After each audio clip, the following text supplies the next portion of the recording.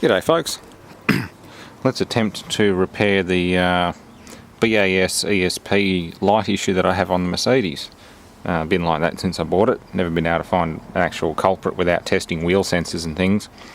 But just going off the Mercedes MB World forums, I've isolated it down to the ABS pump motor. I've tried bridging out this relay here. If you bridge power across these two pins with the ignition on, the pump should run, and it did absolutely nothing. So there is something a little bit wrong with that. So what I'm going to do is take the motor off and we'll inspect the brushes. So there's two screws holding it in. I've taken the washer bottle out. I've had to take a little nose panel off. But there's two screws holding it in, and you'll also have to slip a thin screwdriver in to push the main, I guess you call it a spigot bearing, back into the housing. You don't want that coming out with it, but it shouldn't be too hard. It's just a matter of getting brushes or machining my own from some old, like take some existing brushes and just machine them down. I think they're 5mm by 5mm square and about 12mm long nominal. So yeah, let's get this motor out and go from there. There's no leads connected to the motor. It connects internally inside the block, so it's not too bad. It's just a matter of making sure that the little roller bearing sleeve stays inside the ABS block. Okay, I didn't need the screwdriver to flick the bearing off. It just sort of stayed in there. This thing hasn't been running in a very long time. In this bearings, I think it's pressed against the housing. It's not seized, but it's hard up against the housing. But that's it. Two screws, little Torx. T25.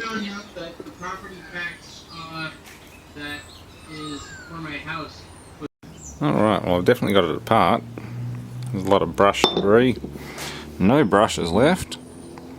And I think I have to separate this bearing before the whole thing will come out, but it's not impossible with a bearing remover. Yeah, it's kind of nasty. Sort of what I expected though. Yeah, they're right bottomed out. That is what causes the constant light and no self-test of the BAS ESP system.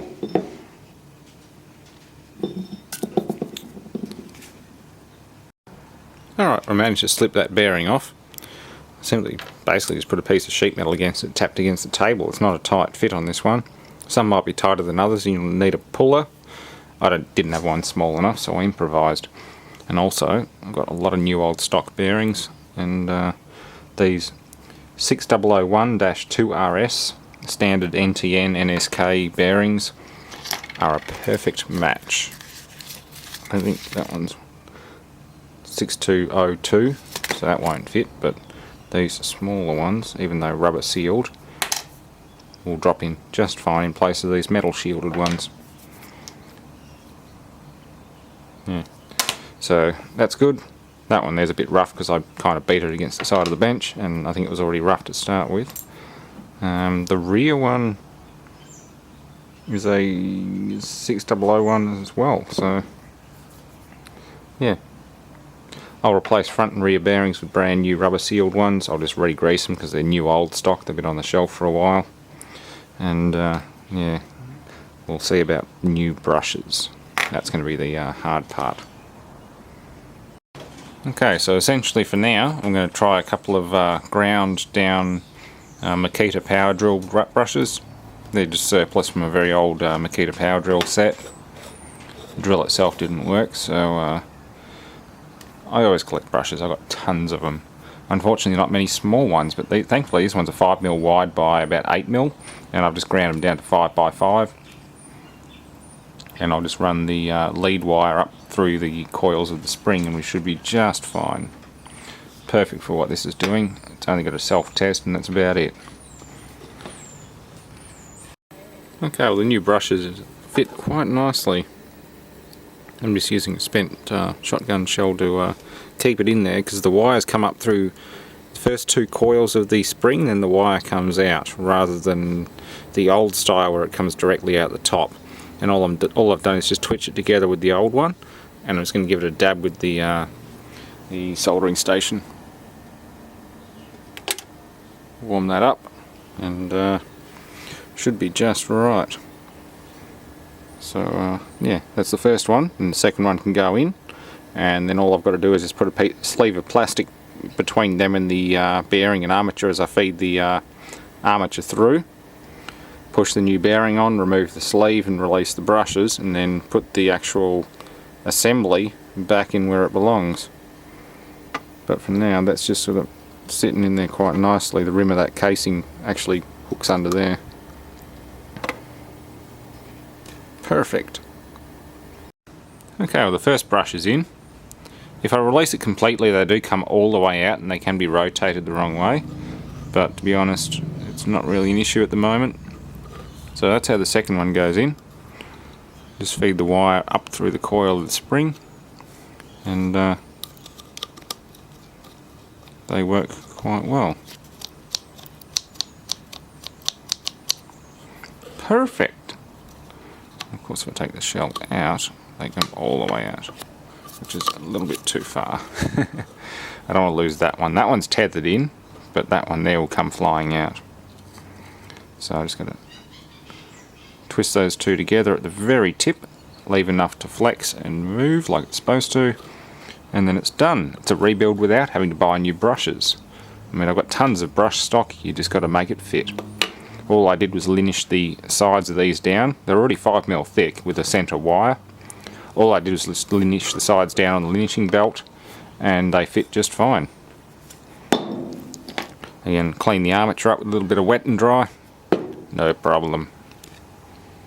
Okay, well, the motor kicks over just fine now. It takes no effort to get the armature in with the brushes out anyway. You just sort of hold them back with a piece of paper and slip it in there. Not a problem. So that's ready to go back in. This little silicone seal does not want to comply properly, but I'll just sort of make it comply. Might even use a little bit of silicone gasket maker around the outer flange just to keep water out, because these are right under the washer bottle. Not the best place for them. But overall, it's all ready to go and tested. It runs fine on battery. Yeah, it's a good working motor. Let's put it back in and give the car a bit of a test run. Alright, so bridging out the relay makes the pump run now. It's not very loud. Just turn the ignition all the way on to on, not start. And just poke a terminal wire between the the two big pins, and away you go. It works now. I'll have to get the washer bottle back in, front nose plate back in, and do a test run.